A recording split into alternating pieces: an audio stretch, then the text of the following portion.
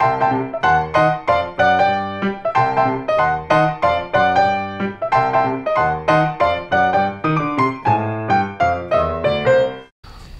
it's Chris Caddo. Just wanted to take a few minutes to share with you some insights and some thoughts on how you can potentially grow your business.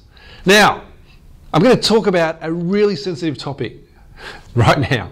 And that sensitive topic is to sack or to not to sack. And as business owners and business leaders, undoubtedly in your career, you're going to come across this issue of whether you should sack somebody or not, or you need to let somebody go or restructure your business, who you should keep and who you should let go.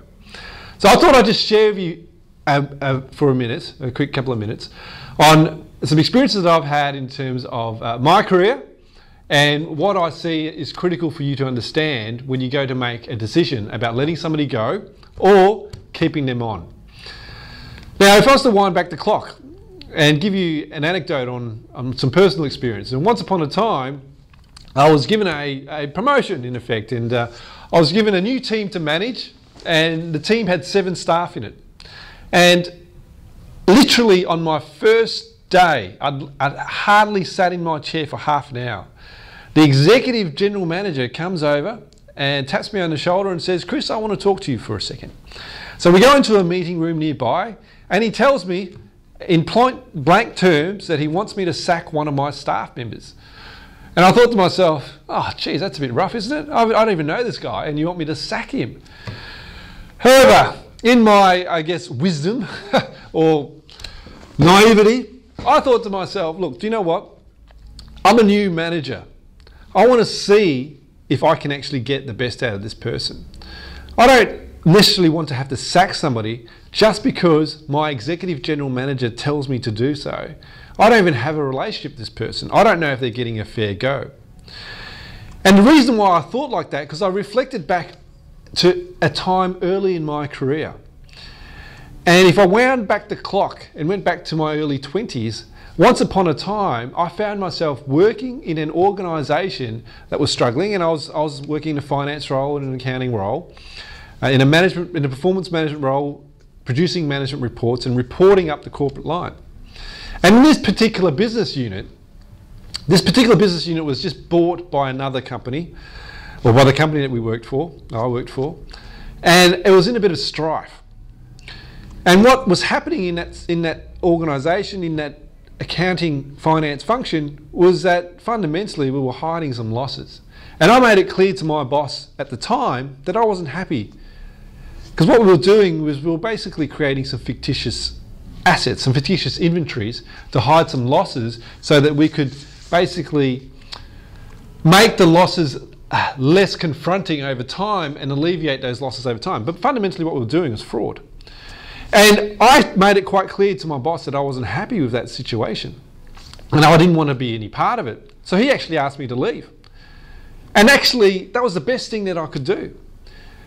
I actually left. I resigned and I left. And it's the best thing that I could do, because the next job I got was fundamentally one of the best jobs I ever had.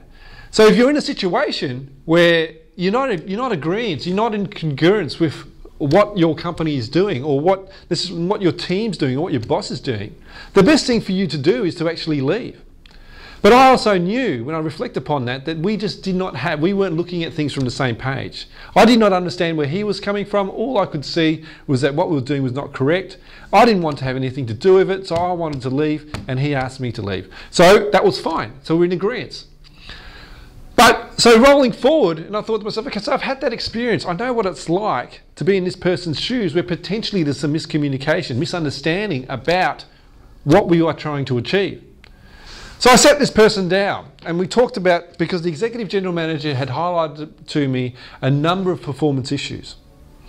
So I sat this person down and asked him why and what his story was and what his perspective was on the situation. He had some key fundamental misinterpretations about how the corporate environment worked.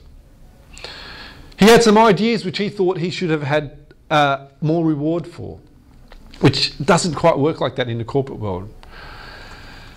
He contributed some thoughts, and he thought that he wasn't getting the acknowledgement that he should have. But he was actually getting the acknowledgement in the grand scheme of things that he had received. but he wasn't recognising some of the failings in his performance.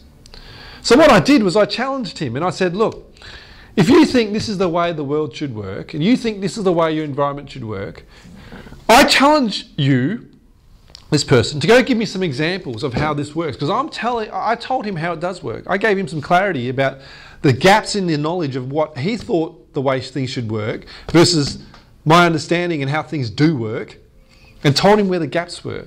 And I said to him, if he wasn't happy with the gaps, if he could give me some examples of how the gaps could be covered, could be closed, what mechanisms, what methods, then I'd be happy to look at that.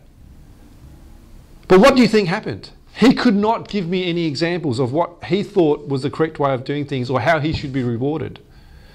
And because I gave him a better understanding of the situation, he started to improve his performance. I was also quite clear to him that if he kept on performing the way he did, that I would have to sack him. And I did give him a warning. So I started him on that process. But I also made it clear that I gave him an opportunity to show his skills, to show that he could shine, to show that he had the experience to prove people wrong without actually saying to him that people wanted him to go. So I gave him that opportunity as a new manager to prove himself and to prove his doubters that he could achieve the goals that he set himself. I gave him the support, gave him the opportunity, and what did he do? He started to perform. I did not have to sack him. I could show the general manager that he could be managed in a different way so that the general manager I could build the trust of the general manager and could show that this guy can actually perform if we manage him in a different way. And we did that, and he did not have to go. But what I did there was I bridged a gap. I bridged a gap in a miscommunication and misunderstanding about how somebody should perform and how they should be rewarded and how they can get the appropriate recognition for their efforts. Once that gap was bridged, the person started to perform. So when you think about the people who do not perform in your business, are they on the same path? Is there a knowledge gap? Is there a communication gap about their performance? Do they have the wrong perception about how they're behaving? Do they just not know about how they're behaving versus the expected behaviours of their role?